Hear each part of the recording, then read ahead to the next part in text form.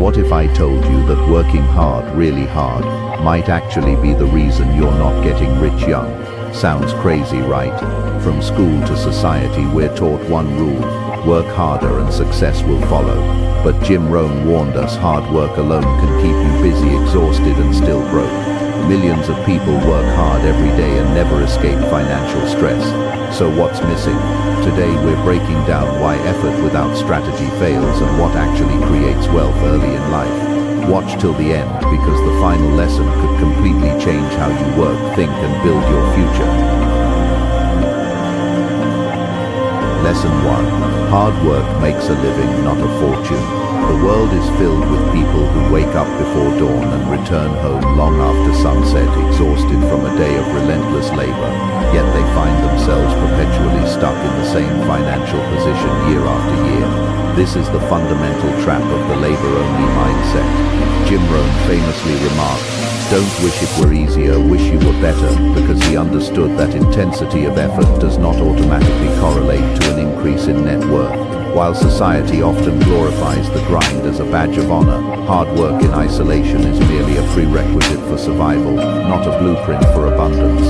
If you are solely trading your physical presence and your finite hours for a paycheck, you have effectively placed a hard ceiling on your potential. There are only 24 hours in a day, and even the most industrious individual eventually hits a wall of physical and mental exhaustion. To transition from making a living to building a fortune, one must understand the mechanics of leverage. Wealthy young individuals do not view their time as their primary product. Instead, they view their time as a seed to be planted in systems that can replicate their efforts. This might mean building a software product that sells while they sleep, investing in dividend-yielding assets, or creating a business structure where other people's labor generates the profit. The shift from how much work can I do to what can I build that works for me is the defining moment of financial maturity. Effort is the fuel, but the system is the engine. Without an engine, you are just burning fuel in an open field. You might create a lot of heat and smoke, but you aren't going anywhere fast. Furthermore, the psychological toll of working hard without a strategy can lead to a bitterness that poisons future opportunities. When you see others achieving more with seemingly less effort, the instinct is to claim the system is rigged. However, the rigging is usually just a better understanding of economic scales. Those who get rich young realize that the marketplace is a cold judge of efficiency, not a participation trophy for sweat. They focus on scalability, the ability to serve 1,000 customers as easily as one. By prioritizing direction over raw speed, they ensure that every ounce of sweat contributes to a permanent foundation rather than just a temporary paycheck. True wealth is the freedom to choose how you spend your time, a luxury that hard work alone can never purchase if it isn't channeled into ownership and assets. Lesson 2. Value is more important than effort.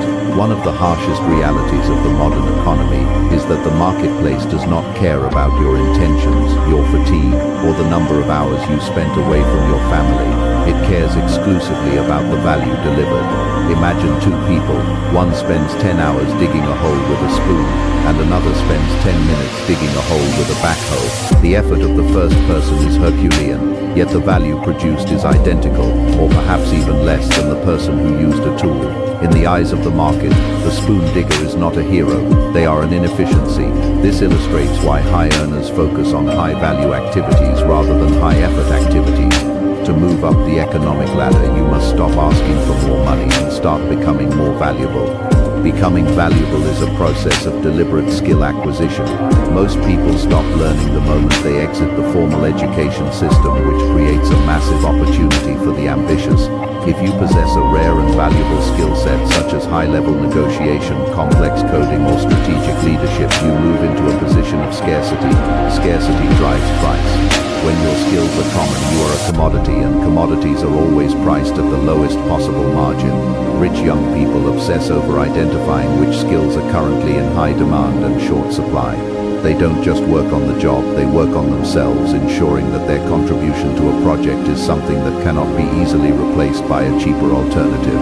This focus on value also requires a shift in communication. Instead of highlighting how hard you are working, you must learn to highlight the results you are generating. A business owner doesn't care if an employee stayed until midnight. They care if the project was completed successfully and if it increased the company's bottom line. By reframing your professional identity around value provided rather than time spent, you begin to see the world through the eyes of an investor. You start to look for force multipliers, ideas or strategies that can turn a small amount of effort into a massive result. In the end, the person who solves $1 million problem gets paid $1 million fee, regardless of whether it took them 5 minutes or 5 months to think of the solution. Lesson 3. Income rarely grows faster than mindset. Jim Rohn's philosophy on personal development is perhaps his most enduring legacy. Success is something you attract by the person you become. Most people approach the problem of wealth from the outside in. They want the money first so that they can change their lives. In reality, the process works from the inside out.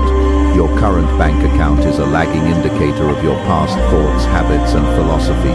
If you were to hand $1 million to someone with $1,000 mindset, that money would be gone within months because their internal thermostat is set to a specific level of comfort and consumption. To sustain wealth, you must first expand your mental capacity to handle, manage, and multiply it. This mental expansion involves a total overhaul of one's belief systems regarding risk, failure, and possibility. Poor mindsets see obstacles as stop signs, while wealthy mindsets see them as puzzles to be solved. Investing in books, seminars, and mentors is not an expense. It is the highest yield investment an individual can make. When you learn a new framework for thinking, you essentially upgrade your internal operating system. You begin to see opportunities where others see chaos. A young person who spends their last $50 on a book that changes their perspective on compounding interest is infinitely wealthier than a person who spends $50 on a night out, because the knowledge becomes a permanent part of their intellectual capital. Moreover, your mindset dictates your environment. As your thinking evolves, you will find that your tolerance for mediocrity shrinks.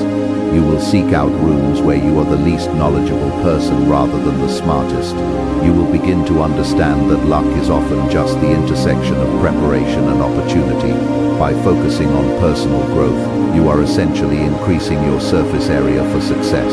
You become a magnet for high-level individuals and lucrative ventures because people want to work with those who have a clear vision and a disciplined mind.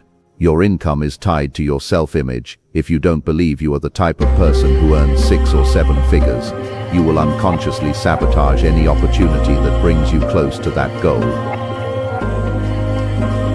Lesson 4. Ownership beats employment. The concept of safety in a job is one of the most pervasive illusions of the middle class.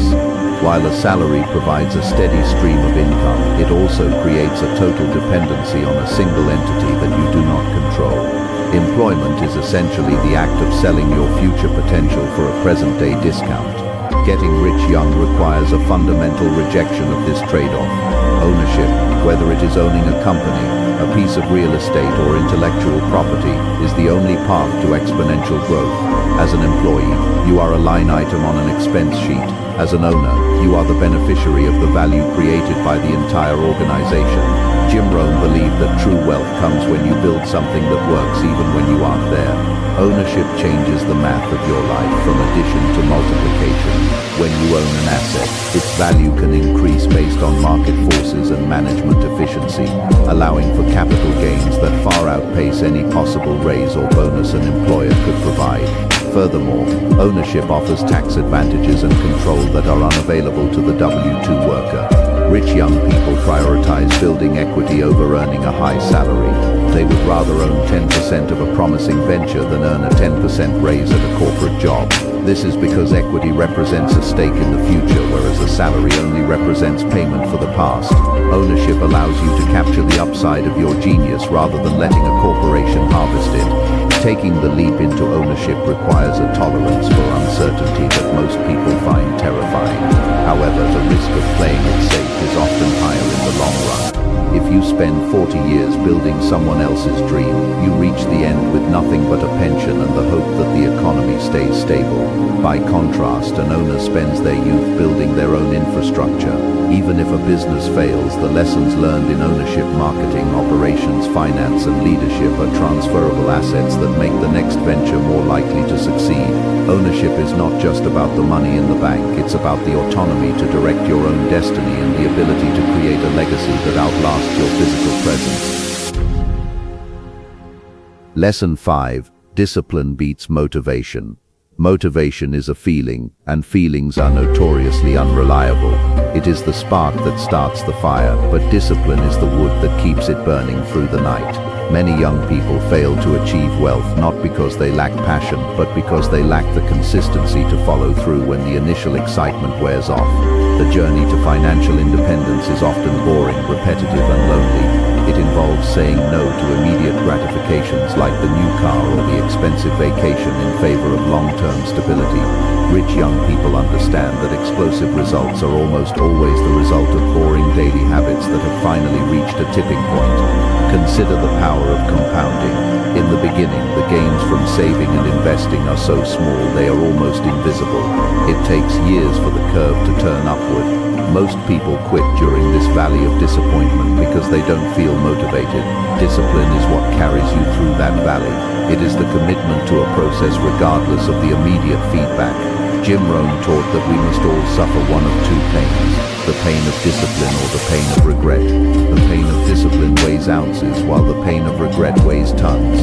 By automating your success through habits such as a fixed investment schedule or a mandatory hour of study every morning, you remove the need for willpower entirely. Discipline also builds a level of self-trust that motivation can never provide.